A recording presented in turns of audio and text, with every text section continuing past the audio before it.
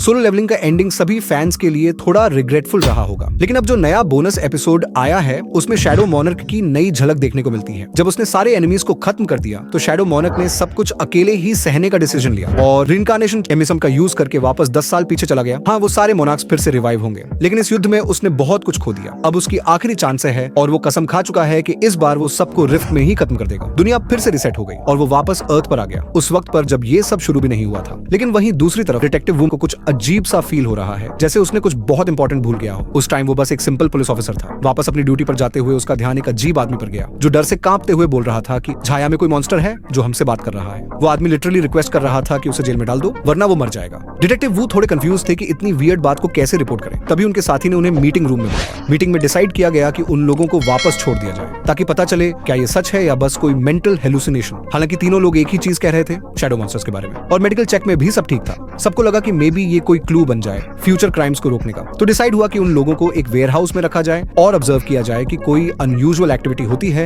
या नहीं। डिटेक्टिव वू थोड़ा रिलक्टेंट थे लेकिन मजबूरी में मान गए। वेयरहाउस पहुंचने के बाद वो आदमी फिर से रोते हुए चिल्लाने लगा, ये लोग मर जाएंगे, लेकिन पुलिस वालों ने इग्नोर कर दिया। 24 घंटे की टाइम लिमिट में अब बस आधा घंटा बचा था, लेकिन तब तक कोई अनयूजुअल चीज नहीं हुई। सिर्फ वो आदमी कांपते हुए पसीने पसीने हो रहा था। तभी एक कॉप ने सार्कास्टिकली कहा, ये लोग तो डेफिनेटली नशे में हैं। उसी मोमेंट में उस आदमी ने डरते हुए कहा, हम 4 लोग थे, अब बस मैं बचा हूँ। डिटेक्टिव वू की नजर जैसे ही जमीन पर गई, एक काली छाया उठती दिखाई दी। शैडो अचानक से उन दोनों पर हमला करता है और दीवार पर पटक देता है। दोनों ऑफिसर बेहोश हो जाते हैं। वो आदमी डर से चीखता है, मैंने कहा था। वो आ गया, वो शैडो मॉन्स्टर। 3 भयानक काली परछाइयां उसकी तरफ बढ़ती हैं। डिटेक्टिव वू भी अब बिल्कुल स्टन्ड है। उन्हें अब यकीन हो गया कि मॉन्स्टर्स सच में एग्जिस्ट करते हैं। वो आदमी टूट चुका है। शैडोज उसकी तरफ दौड़ती हैं और अगले ही सेकंड में उसकी चीखें वेयरहाउस में गूंजती हैं। मॉन्स्टर्स उसे खून में डुबो देते हैं, लेकिन सरप्राइजिंगली पुलिस वालों को कुछ नहीं करते। वो मॉन्स्टर जैसे हंस रहे हो और वो आदमी सोचता है कि क्यों मुझे लग रहा है कि मैंने ये पहले देखा है। May be डेजा view, may be कुछ और। जब सब वापस स्टेशन लौटते हैं, बॉस सब पर गुस्सा करता है क्योंकि कोई नहीं समझ पाया कि हुआ क्या। सिर्फ डिटेक्टिव वू ने कहा कि उसे कुछ दिखा था, पर फिर भी वो कहता है कि वो बेहोश हो गया, लेकिन उसने इन्वेस्टिगेशन छोड़ने से मना कर दिया। अब तो हालात इतने बिगड़ गए हैं कि शैडो मॉन्स्टर्स की वजह से बहुत से क्रिमिनल्स खुद सरेंडर कर रहे हैं। और इसी दौरान न्यू सेमेस्टर शुरू होता है और भीड़ में दिखता है एक जाना पहचाना चेहरा। अगले पार्ट के लिए हमारे साथ बने रहिए। सब्सक्राइब और लाइक करना न भूलें।